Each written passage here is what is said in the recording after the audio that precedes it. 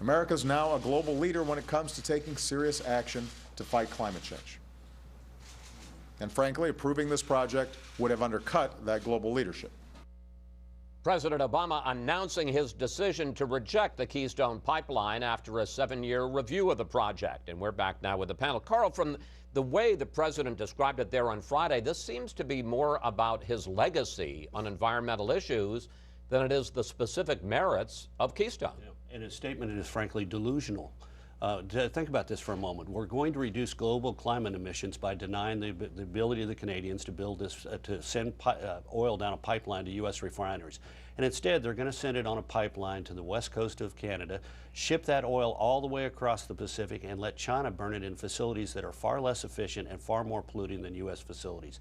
The idea that this is going to have anything to do with reducing global climate issues is ridiculous. It was a political move. It is all about the legacy. He doesn't care what the consequences are to the world economy, and in this instance, he is increasing the amount of global emissions we will have as a result of sending this oil to China rather than refining it here in the United States, where we do a heck of a lot better job of containing. We are the only major industrialized economy in the world in the last 2 decades which has grown its economy and reduced the absolute level of greenhouse gas emissions, and that's because our policies have been focused on energy efficiency, not gobbledygook like the president's news conference.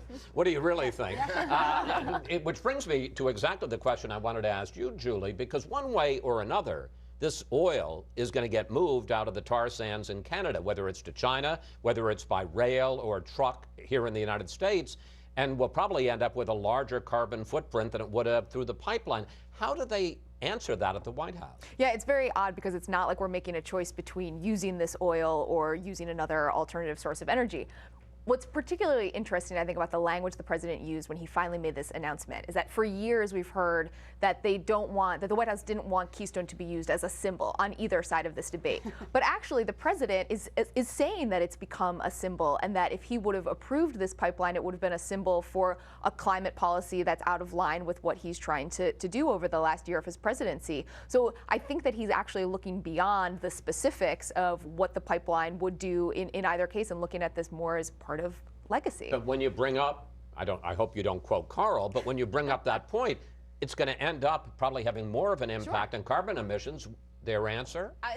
They don't really have a great answer on this. They go back to this basic idea that simply approving the pipeline would have been out of step with the larger message of the president's on climate.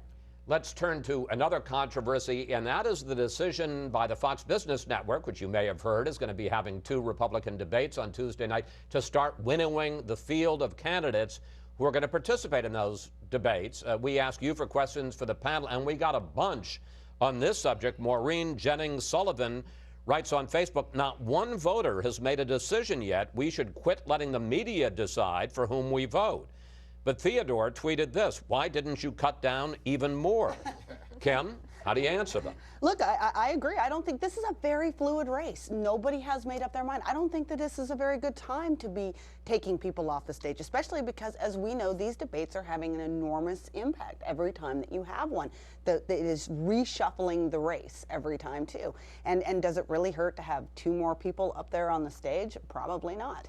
So I'm not really sure what the idea was behind this, especially, too, if you look at the states that matter, Iowa and New Hampshire, the polls look very different there than they do in national things. I mean, what I'm hoping you see out of this debate is actually a discussion about the economy and some policies, because that was one of the great disappointments of the last one, is that we were supposed to be having a serious conversation. And I mean, when have we been talking about energy? When we've been talking about healthcare? All of these guys have amazing plans, interesting stuff, and it's time to be having a debate about that.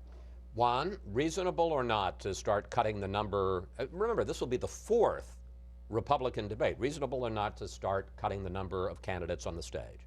Reasonable, rational, and necessary, I think, both for the candidates and for the viewers, because you're going to have the opportunity for more probing questions, more time for response. So if there is something substantive on their issues, they will get the chance now to say it, because they were time constrained and very time sensitive. And also, I would say this to you, Chris. Neil Cavuto, Maria Bartiromo, serious financial journalists, right? So the opportunity for people to say, oh, it's those egotistical, crazy journalists going after these wonderful Republican candidates. I think there's going to be less opportunity for that at this debate. And they will, therefore, the candidates will be on the spot to actually answer questions. So do Trump and Carson, who have, I don't think, done very well at answering questions, now they're going to be on the spot because they're going to have the time to be asked the question and then expect a response. You can't simply just, you know, dial it in and say, oh, I'm sorry, I forgot. I do think it's a bigger opportunity for Kasich, a bigger opportunity for Rubio. I think it's a bigger opportunity for those in the middle tier because they're going to get more time and have more opportunity to respond and to respond to Hillary Clinton, who said the last debate you had 10 candidates, no ideas. Okay. Finally, I want to pick up on the subject I was discussing near the top of the show with Congressman McCall, and that is these reports that are coming out that the president is going to go to Congress this week with a plan to end Guantanamo, move all of the prisoners to U.S. prisons, and talk that if Congress doesn't go along, he'll do it through executive action. Julie, what can you tell us? Yeah, there's basically a two-pronged strategy from the White House right now. The first is going to be a plan sent to Capitol Hill probably this week. It's going to look very similar to what you've heard the White House talking about, the Gitmo closure for years. First piece of this is transferring some of the detainees to countries overseas. The second piece would be transferring them to facilities in the U.S. You'll likely have some more detail in this report about costs and advantages, disadvantages of certain facilities, Colorado, South Carolina, and Kansas specifically.